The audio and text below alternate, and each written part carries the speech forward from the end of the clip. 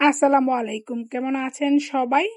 আজকে আমি আপনাদের সাথে শেয়ার করব বোম্বাই মরিচ বা নাগা মরিচের আচার। এটা আমি করেছি রসুন আর জলপাই দিয়ে। তো চলুন যাই, আমি আচারটা কিভাবে তৈরি করেছি দেখিয়ে নিই। আচারটার জন্য আমি মরিচটাকে ভালোভাবে ধুয়ে নেব। এর জন্য আমি মরিচটাকে কিছুক্ষণ পানিতে ভিজিয়ে রেখে একটা ঝুড়িতে নিয়ে আমি ধুয়ে নিয়েছি। আমি কিন্তু এ পর্যায়ে মরিচের বোটাগুলো ফেলে দেইনি। কেন ফেলে দেইনি একটু পরেই দেখতে পারবেন। আমি এখানে রসুনগুলো কেটে নিয়েছি। রসুনের বড় বড় যেহেতু কোয়া, আমি মাঝখানে কেটে অর্ধেকটা করে নেব কোয়াগুলোকে। চাইলে এক গলার রসুনগুলো নিতে পারেন, দেশি রসুন দিয়েও করতে পারেন। এই যে বোটাগুলোতে জন্য ধরে রেখে আমি মরিচগুলো ভালোভাবে কাটতে পারি, এই জন্য আমি তখন বোটাগুলো ফেলে দেইনি। আমি বোটাটাতে ধরে কেচি দিয়ে কেটে নিয়েছি, এতে করে হাতে ঝাঁঝ লাগবে না বা হাতটা জ্বলবে না। তারপর মরিচটা যেহেতু অনেক ঝাঁঝালো, চাইলে এ পর্যায়ে গ্লাভস ব্যবহার করতে পারেন। আমি এইভাবেই কেটে নিয়েছি।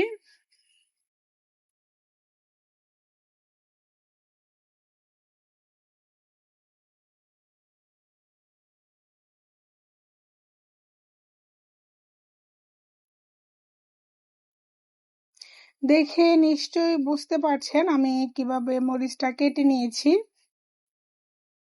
আমি প্রথমেই মাঝখান থেকে কেটে নিয়ে তারপর ছোট ছোট টুকরা করে নিয়েছি। এভাবেই আমি সম্পূর্ণ মরিচগুলো কেটে নিয়েছি।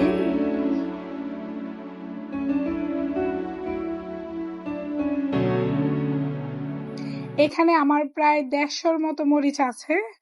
আমি 150 মরিচ কেটে আমি আচারটা তৈরি করে নিয়েছি।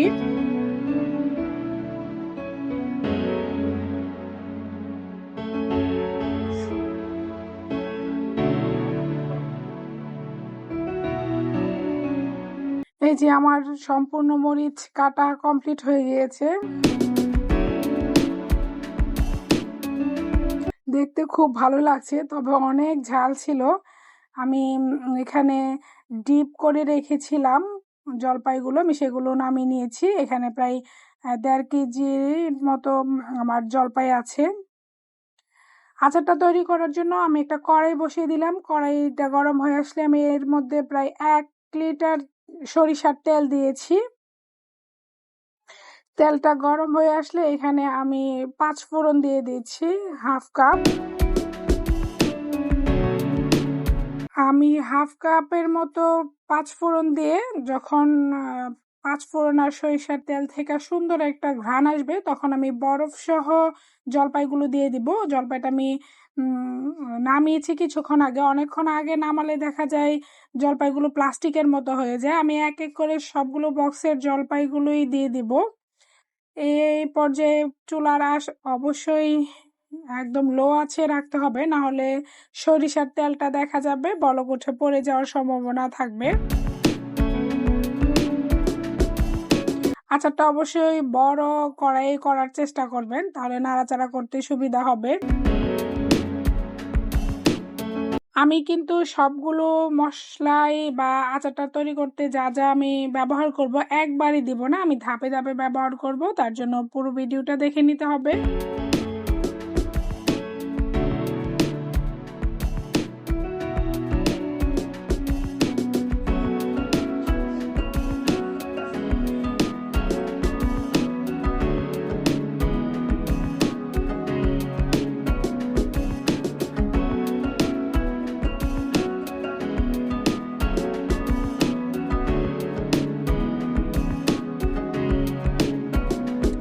আচারটা থেকে সম্পূর্ণ পানি ছেড়ে দিলে বা আচারটা বরফ থেকে ছেড়ে দিলে আমি পর্যায়ে 2 টেবিল চামচ হলুদের গুঁড়া দিয়ে দিব। সুন্দর একটা কালার আসবে তাহলে আচারের মধ্যে। আমি হলুদটাকে ভালোভাবে মিশিয়ে নিব।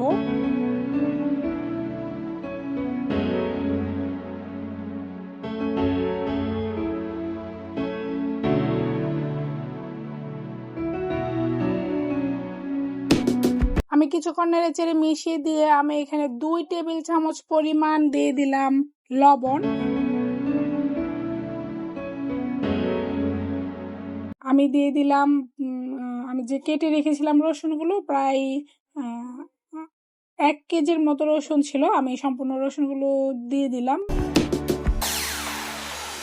আমি রসুনটা একদম জলপাইগুলো ভালোভাবে ভেজে নিয়ে তারপর ব্যবহার করছি, যাতে রসুনটা একদম আস্তই থাকে এবং কালারটা সুন্দর থাকে। রসুনটা সম্পূর্ণ সিদ্ধ হয়ে গেলে আচারের মধ্যে রসুনটা দেখতে ভালো লাগে না।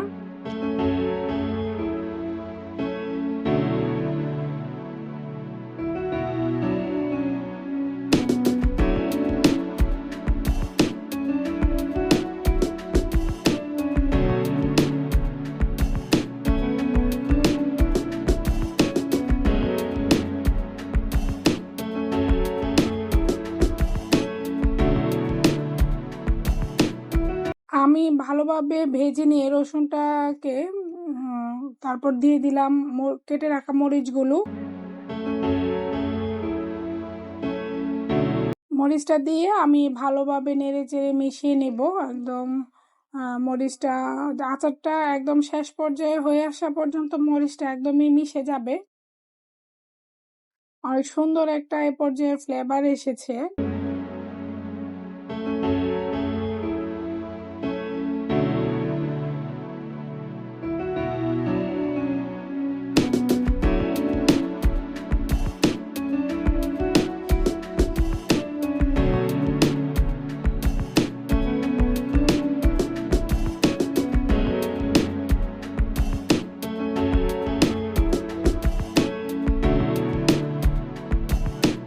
আমি আচারটাকে অনবরত নেড়ে চেড়ে মরিচগুলোকে মিশিয়ে নিচ্ছি। অবশ্যই আচারগুলোকে অনবরত নাড়তে হবে, কারণ আচারগুলো লেগে গেলে বা পুড়ে গেলে আচারের টেস্ট একদমই নষ্ট হয়ে যায়। মরিচটা যখন কিছুটা নরম হয়ে এসেছে, আমার জলপাইগুলো কিছুটা মিশে এসেছে, এই পর্যায়ে আমি আরো 1/2 লিটার সরিষার তেল মিশিয়ে দিয়ে নেড়ে চেড়ে নিব। আমি এখানে 1/2 কেজি পরিমাণ চিনি ব্যবহার করছি, তাহলে আমার জলপাইটা যে টক সেটা ব্যালেন্স হয়ে যাবে। জলপাইয়ের টকের উপর নির্ভর করে চিনিটা ব্যবহার করবেন। আমি ভালোভাবে নেড়ে চেড়ে এগুলোকে মিশিয়ে নিচ্ছি। আচারটা শেষ মুহূর্তে হয়ে আসা পর্যন্ত খেয়াল রাখতে হবে যে বলকগুলো আসে সেগুলো থেকে যদি ফেনা বের হয় তাহলে বুঝতে হবে আচারটা এখনো পারফেক্ট হয়নি, তাহলে দেখা যাবে নষ্ট হওয়ার সম্ভাবনা আছে। ফ্রেশ একটা বলক যখন আসে, বলক আসার সময় যদি ফেনা তৈরি না হয় তাহলে বুঝতে হবে যে আচারটা একদমই পানি শুকিয়ে গিয়েছে। টিপস হিসেবে এটাও মনে রাখতে পারেন।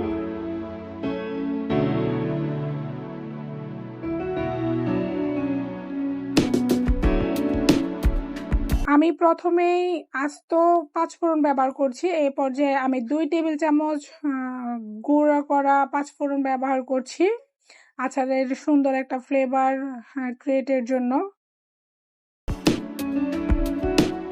5 ফোড়নটা দিয়ে আমি আবারও নেড়ে চেড়ে দিচ্ছি। আমি যতক্ষণ আচারটা তৈরি করেছি জলপাইটা দেওয়া পর্যন্ত আমি অনবরত নেড়ে গিয়েছি, একদমই নাড়া বন্ধ করিনি।